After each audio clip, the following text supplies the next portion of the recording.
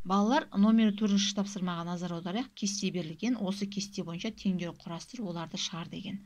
Мінекей, азайғыш, азайтқыш, айырманың мәні. Айырманың мәні деген бұл тең боладысы білеміз ғой. Енді қарайық. Мінекей, кестеде біз тігінен жұмыс жасаймыз, тігінен.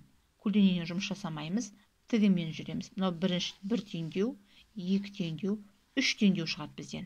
Мен енді бірінші теңдеудің құрылу жолын көрсетейін сіздерге. Мына жер азайғыш екен деп, мынаны біз азайтуға айналдырмаймыз. Ол дәл осылай қала береді. Жазып аламыз бірінші. 45 қосу 30. Мінекей. Бірінші жолды жаздық. Енді азайтқыш дейді.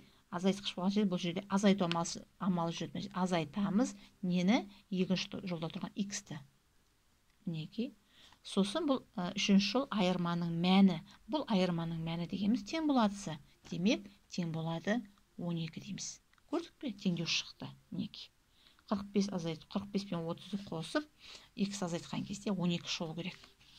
Енді күрделі теңдеу шықты. Күрделі теңдеуді қалай шығарамыз? Бұның шығару жолы өте оңай. Бірінші алдымен күрделі теңдеуді жай теңдеуге айналдырып аламыз. Ол үшін, мінекей, белгілі бөлігін шығарып аламыз. Мінекей, 45-ке 30-ды қосамыз. 45-ке 30-ды қосқанда шығады 75. Үстіне жазып алайық, өзімізге оңай болу үшін. Міне болды. Бізге әзірге мынау керек емес бізге. Мінекей, біз мынаны шығардық. 45 пен 30 бізге керек емес. Ол ең соңында керек па, тек болды. Енді жай теңдеуге айналдыру үшін біз мына шығарып алған 75 пайдаланамыз. 75. Одан кейін не тұр? Міне азайту x тең болады 12. Көрдік пе? Жай теңдеу өзінен өзі шыға келді. Мінекей, мынадан пайдаланбасақ, тек мынау 75 азайту x тең болады 12. Жай теңдеу шықты. Енді біз бұрынғыша жай теңдеуді шығарамыз. X тең азайту болған жағдайда, егер әріп екінші тұрса белгісіз сан, біз бұл жерде азайтамыз. 75-тен азайтамыз 12-ні.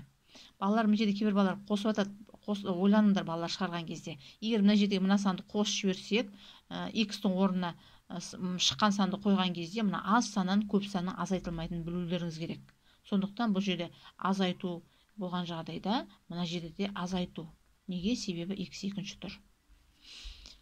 Ары қарай 75-тен 12-ні аламын, сонда шығады 63. Так, міне шықты. Біз белгісіз сан таптық. Белгісіз санымыз сонда 63 болған екен. Енді тексерейік. Тексерген кезде мына бірінші жолды қайтадан мұнда түсіреміз. Мінекей, бізге енді мынау керек бізге. Бұл басында мына жерде керек емес болды, соңында керек деп айтып кеттім жаңа. Мінекей, 45 солай жазамыз. Қосу 30 азайту. Енді x-тің орнына неше қоямын? X-тің орнына мына шыққан 63-ті қоямын. 63 тең болады неше? 12. Енді қарайық, теңестірейік. Тең болады, мына жағында 12 шығып тұр. Тең болады, 12-ні жазамыз. Ал мына жағында 12 шығама есептеп қарайық. 45-ке 30-ды қосамыз. 75.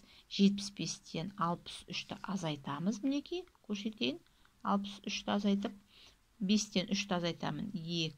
7-тен 6-ны азайтамын. 1. 12. Міне шығады екен. Сонда 12 тең 12-ге. Мінекей, бұл бірінші теңдеу. Ары қарай екіншісін, үшіншісін дәл осылай теңдеу жасап алып шығарамыз.